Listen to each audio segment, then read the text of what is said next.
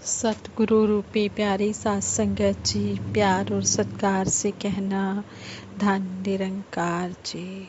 सतगुरु माता जी, निरंकारी राजपिता जी, निरंकार सात संगत माँ का दासी हर पल शुक्राना करती है, जिनकी अपार कृपा से दासी को ये विचार करने का ये सुनहरे अवसर मिला है। जो कुछ भी दासी ने आपसे सीखा है वही आप जी के सामने, आप जी के चरणों में दासी रख रही है।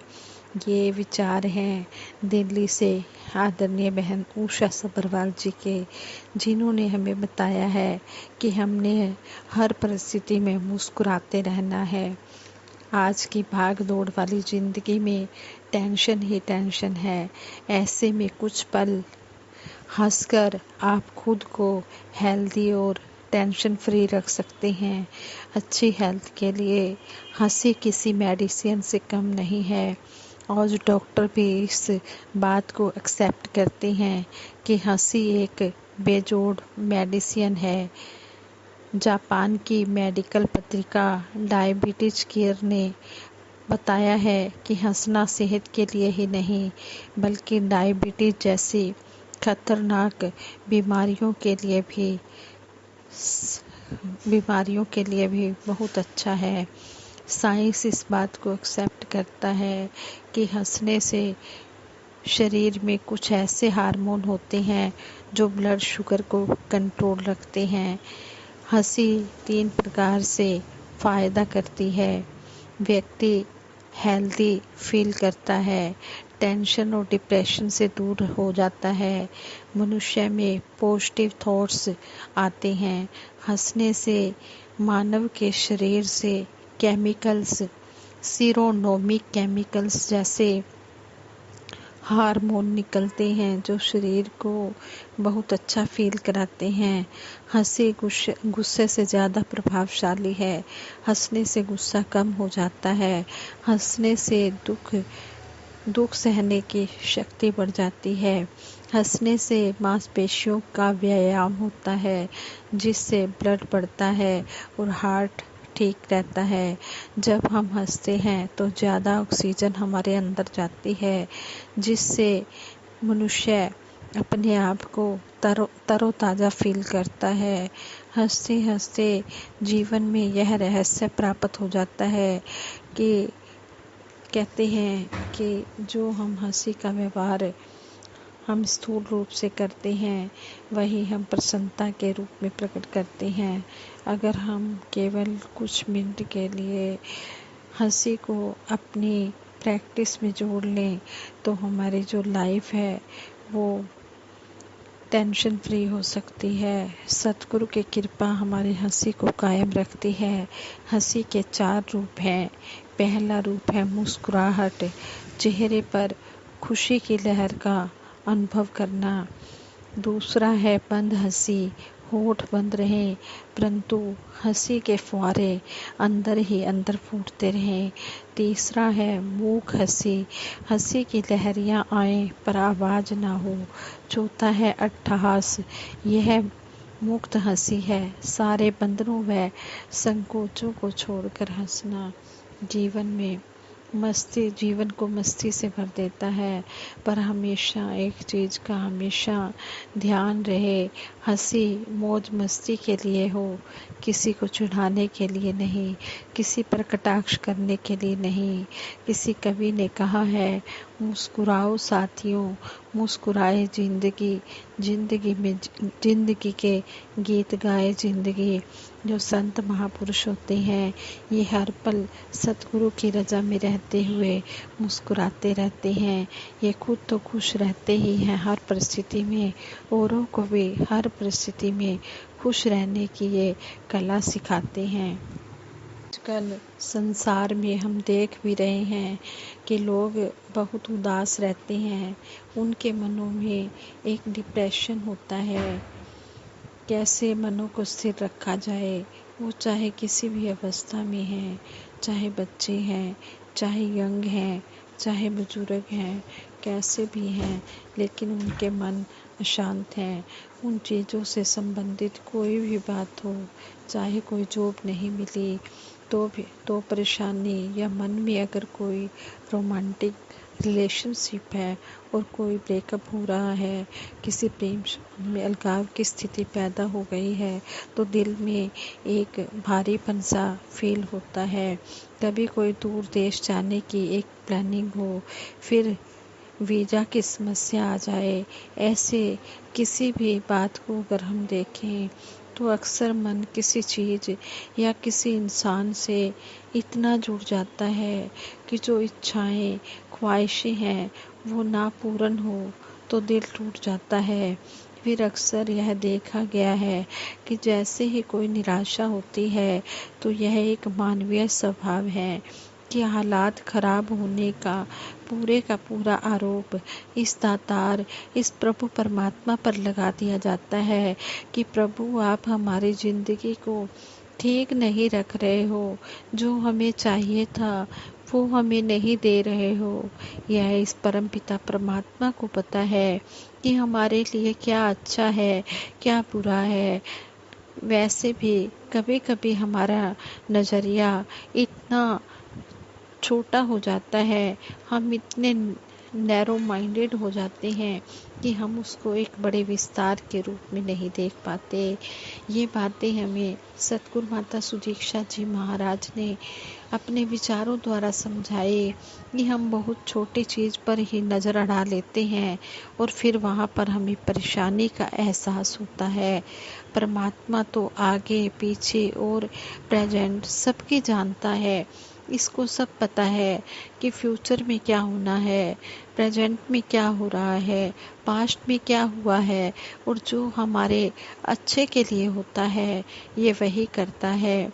जैसे एक एग्जाम्पल भी है कि एक गार्डन में दो फ्रेंड्स जाते हैं और वहाँ से जब वापस आते हैं तो उनका जो थर्ड फ्रेंड है वो उनको बाद में मिलता है और उन दोनों से कहता है कि यहाँ आने में क्या मैं लेट हो गया, इस दौरान तुम लोग गार्डन में क्या देख कर आए हो, उसमें तुम दोनों ने क्या फील किया बताओ तो।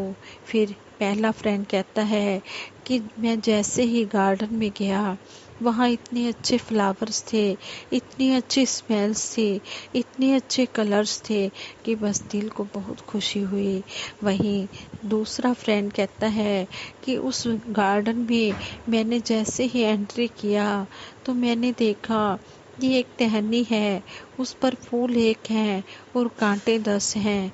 जब मैंने काउंटिंग की तो फूलों की जो संख्या थी उससे ज़्यादा संख्या तो कांटों की थी। इतने फूल नहीं थे जितने कांटे थे। मेरा तो यही अनुभव रहा कि गार्डन में वहाँ फूलों से ज़्यादा कांटे थे। तो यही एक हमारे मन की भी अवस्था हो जाती है जब एक ही चीज़ के बारे में दो अलग अलग इंसानों का यह नज़रिया इतना अलग अलग है। तो वही बात जो कही जाती है कि जैसी दृष्टि वैसी सृष्टि, जैसी हमारी नज़र होती है हमें वैसा ही संसार दिखाई देता है।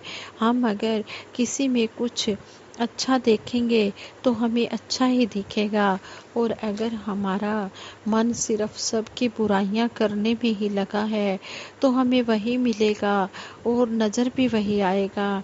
हम जब अपने जीवन में एक तरह का ही नज़रिया देखते हैं कि मन उदास है, अगर हमारा मन उदास है तो हमें सब उदास दिखते हैं, और अगर हमारा मन हैप्पी है, खुश है, तो हमें सब कुछ अच्छा दिखता है।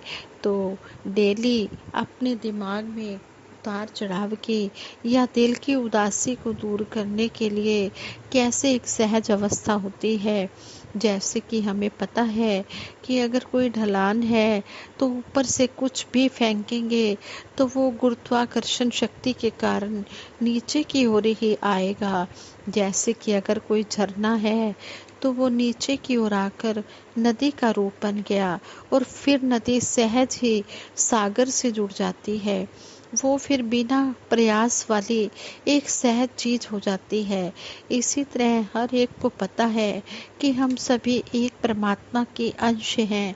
अगर हर मानव में यही एक प्रभु है तो फिर ऊंच नीच जाति पाति की बात नहीं होती है, फिर वहाँ तंगदिली नहीं होती है, क्योंकि यह परमात्मा जिसकी अंश आत्मा है यह हर एक में है।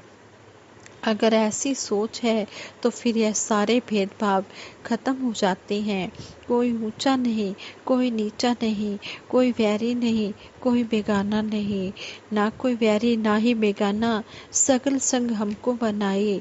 जब ऐसी भावना मन में घर कर जाती है कि सभी अपने हैं, कोई भी पराया नहीं है, तो फिर कहते हैं, फिर वो वहाँ पर अच्छा ही अच्छा सब कुछ नज़र आने लग जाता है। फिर दिल से दिल सिर्फ प्यार करते हैं। और जब दूसरों में हम खुद को ही देखते हैं जैसे कि आईना देख रहे हो, तो फिर हमारा दिल पूरे संसार का सुधार ही चाहेगा। वह हर एक से प्यार ही करना चाहेगा कि अगर एक इंसान बनकर आए हैं, इस मानव चोले में आए हैं, तो सबके लिए दुख और परेशानियों का कारण ना बने, बल्कि हर एक के आंसू पोंछने वाले हमारे कर्म हो। हम हर एक को खुश रख सके, कोई आराम या सुविधा दे सके, और उस तरह से एक खुशी आगे से आगे देते चले जाएं। मानव जन्म का एक जो टारगेट रहा है कि बाकी अगर हम देखें तो सभी योनियां जितनी भी दुनिया में हैं, उन सब में खाना, सोना, उठना, बैठना सब एक जैसा है। लेकिन जो चीज़ें मानव योनि में हैं वो अन्य किसी भी योनि में नहीं है। तभी तो मानव योनि को सबसे उत्तम योनि कहते हैं। सबसे उत्तम इसलिए क्योंकि मानव जीवन में ही जीते जी यह संभव है कि हम अपने मन का नाता इस परम पिता परमात्मा से जोड़ लें। किसी और योनि में यह नहीं हो सकता। पशु भी मानव की तरह खाते हैं, पीते हैं, सोते हैं, भय में रहते हैं, सब कुछ करते हैं, लेकिन इस परम पिता परमात्मा की विवेक बुद्धि उनके अंदर नहीं है। इस परम पिता परमात्मा को जानने की विवेक बुद्धि केवल ये मानव में ही है। तो यहाँ पर यही समझाया जा रहा है कि जीते जी यह सच की दात प्राप्त कर ले, यह ब्रह्म ज्ञान लेकर अपने जीवन को संवार ले और एक अच्छा इंसान बनते हुए अपने जीवन को जीते चले जाएं। हम सिर्फ अपने ऊपर ही फोकस ना रखें, बल्कि हर एक के लिए एक व्यापक दृष्टिकोण रखकर हर किसी का भला करते जाएं। संसार को अगर हम सुधारना चाहते हैं तो हमें अपना सुधार करना होगा। जब हम अपना सुधार करेंगे तो सारा संसार अपने आप ही हमें सुधरा हुआ नजर आएगा। हमें अपना नज़रिया इस तरह नहीं रखना कि अगर दूसरा इंसान कुछ गलत कर रहा है तो हम भी वैसा ही करने लग जाएं। अगर हमें कभी कुछ ऐसा दिखता है कि गलत कार्य करके भी उस व्यक्ति के जीवन में खुशहाली है, और दूसरी तरफ एक इंसान है जो सब कुछ ठीक करता जा रहा है, फिर भी उसके जीवन में परेशानियां हैं, तो हम यह सोचकर गलत रास्ता ले लें तो हमारे मन में तो फिर भी उस समय लगेगा कि शायद यह अच्छाई क्यों करें। पर बाद में जब कुछ समय बीतता है तो खुद ही पता लगता है कि अगर हम जानबूझकर इंटेंशनली कोई गलती करते हैं, किसी को चोट पहुंचाते हैं, किसी का दिल दुखाते हैं, तो थोड़े समय बाद हमारा मन भारी होने लगता है, हमारा मन अपराध बोध में आ जाता है। फिर हम अपने आप में खुश नहीं रह पाते। हमने किसी को जबरदस्ती सताया, हमारे कारण कोई परेशान हुआ। एक जो मूल स्वभाव है इंसान का कि परमात्मा ने इंसान को दिव्य बनाने का भाव रखा है, तो कहते हैं फिर हम सब में हम वही इंसानियत को कायम रखें, इसको हर समय अपने अंदर रखें कि हमने हमेशा दूसरों का भला ही करना है, हमने किसी को परेशान नहीं करना है, हमने किसी का दिल नहीं दुखाना है। बुराइयों ने अगर हमारे मन में घर बना लिया तो फिर धीरे धीरे हमारा जो असली स्वभाव है, यह परमात्मा जो हमारे अंदर है, यह जो हमारे अंग संग है, इसके ऊपर फिर यह संसार रूपी माया का रंग चढ़ता जाएगा और हमारे मन में उदासी आती रहेगी। हर समय अगर हम यही माने कि हर बार हर परिस्थिति में हम सही नहीं होते और हमें दूसरों से हमेशा कुछ सीखने का ही भाव रखना है, तो फिर हमारे अंदर वह महानता स्वयं को छोटा स्वीकार करने की आ जाती है कि हम छोटे हैं। वास्तविकता में जब हमारे मन में नम्रता आती है, प्रीत प्यार आता है, तभी हम आध्यात्मिक उन्नति कर पाएंगे।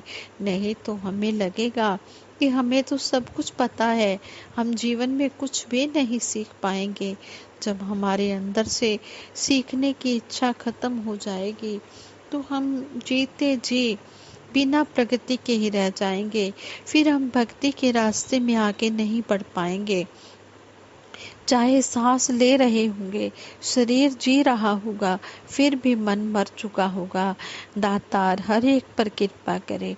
सभी सेवा सिमरन सत्संग करते हुए, इस परमात्मा को हर समय याद करते हुए हर कार्य में भक्ति को शामिल रखें। 24 घंटे ऐसा करना संभव है, इसके लिए कोई अलग से टाइम फिक्स नहीं करना होता। हर समय सोते जागते खाते पीते यह मन परमात्मा से जुड़ा रहे और हम सब चीज़ों का ध्यान रखते हुए इस चेतनता से वह कार्य कर रहे हैं, तो फिर मन में इस मानवता की सेवा करने का भाव भी सेवा है। सत्संग में आकर ब्रह्म ज्ञानियों के वचन सुनकर उन पर जीवन चलता है, तो वो बातें वो सत्संग सब मुबारक है। अगर हमारा मन हमेशा सिमरन में जुड़ा रहे तो फिर धीरे धीरे हम अपनी गलतियों को भी बख्शवाते चले जाते हैं। गलतियां जो अनजाने में होती हैं, अनजाने में कभी खुद को ही एहसास नहीं होता कि किसी को ऐसा कुछ बोल दिया कि उसके दिल पर चोट पहुंची है। दातार कृपा करे हर एक की झोली में सेवा सिमरन सत्संग इस तरह डाल दें कि सभी अपने आप को संवारते चले जाएं और पूरे संसार के लिए वरदान बन जाएं। राज संगत जी प्यार से कहना, धन निरंकार जी।